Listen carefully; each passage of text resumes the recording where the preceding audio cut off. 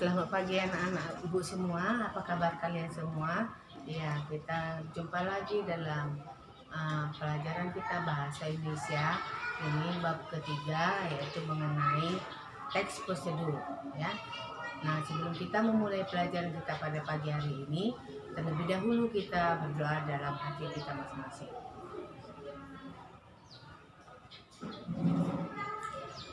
Doa selesai. Nah, bagaimana anak-anak kami semua? Apakah kalian sudah menyelesaikan semua tugas yang diberikan guru kepadamu? Ya, kemarin kita sudah melanjutkan unit semester. Hari ini kita membuka lagi, yaitu bab ketiga mengenai teks prosedur, ya. Ibu harapkan kalian selalu sehat dan tetap semangat. Jangan kendor, ya, karena kita masih belajar dengan video ini. Oke, kita akan melanjutkan materi kita selanjutnya dengan semangat.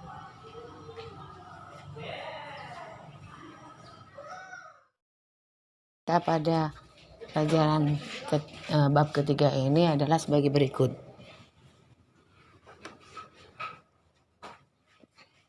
Kita mulai ya nak, pelajaran kita yaitu tentang teks prosedur. Pengertian teks prosedur. Teks prosedur adalah teks yang berisikan langkah-langkah atau tahapan yang harus dilakukan untuk menyampaikan suatu tujuan. Teks ini diklasifikasikan menjadi 3 jenis, yaitu teks yang memuat cara menggunakan alat, benda, atau sejenisnya. Teks yang memuat cara melakukan sesuatu aktivitas. Dan teks yang berisi kebiasaan atau sifat tertentu.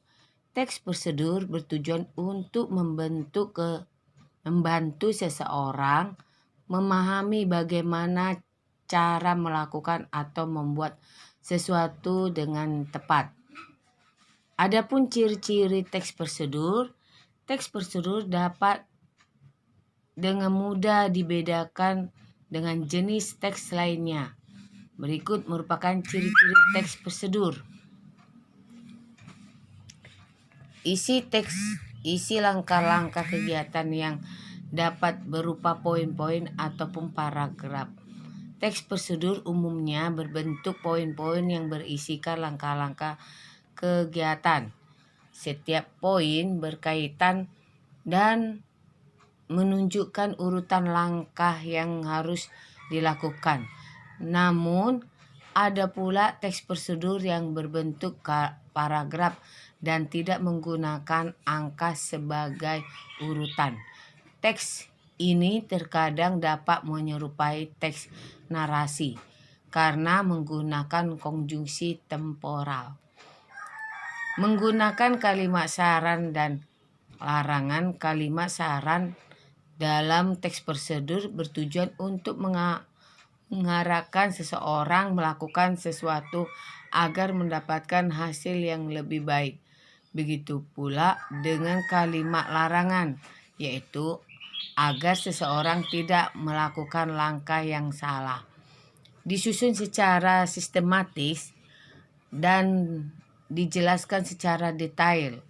Teks prosedur berisikan langkah-langkah yang sistematik dan runtut. Setiap langkah juga dijelaskan secara detail agar pembaca mendapat pemahaman langkah yang akan dilakukan. Berisi informasi yang bersifat objektif. Teks prosedur berisi informasi yang bermanfaat untuk semua orang. Informasi yang disampaikan juga bersifat objektif berdasarkan percobaan atau analisis, bukan khayalan penulis. Terdapat bilangan urutan atau angka yang menunjukkan urutan atau angka prosedur. Seperti yang sudah dijelaskan sebelumnya, bahwa teks prosedur dibuat menggunakan tahapan.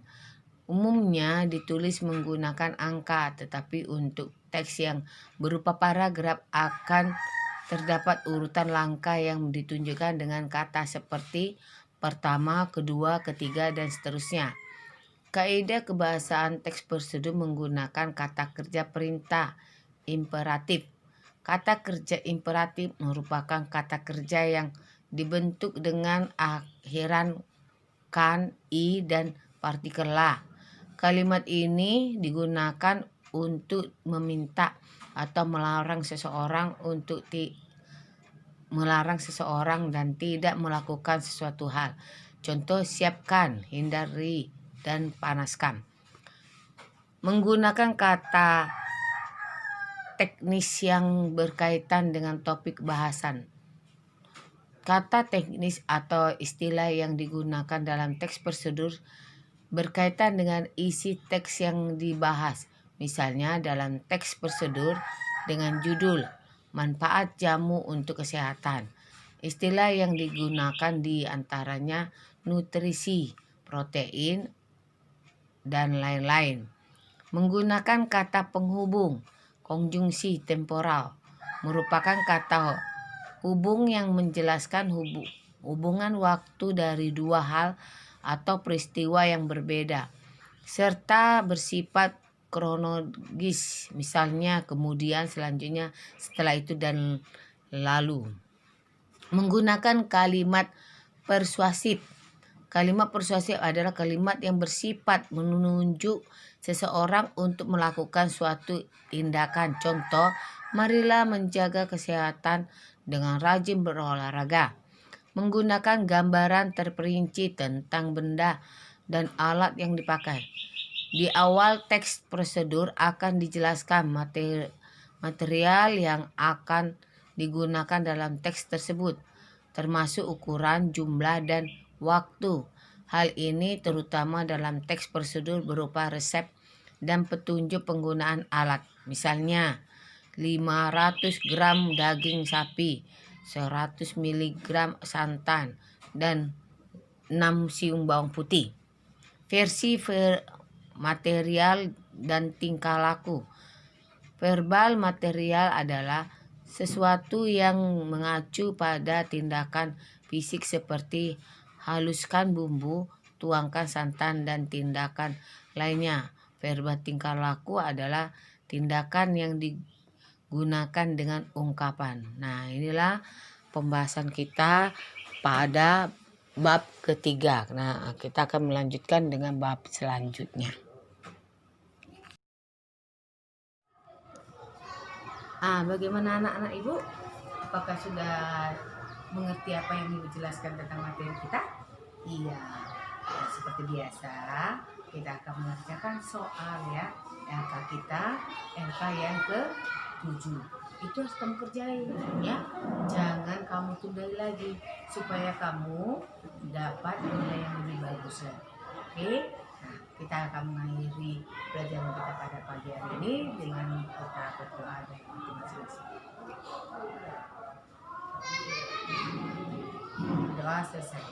Demikianlah pembelajaran kita pada video ke-7 ini. Jangan lupa kamu tetap semangat dan tetap sehat. Oke? Dadah.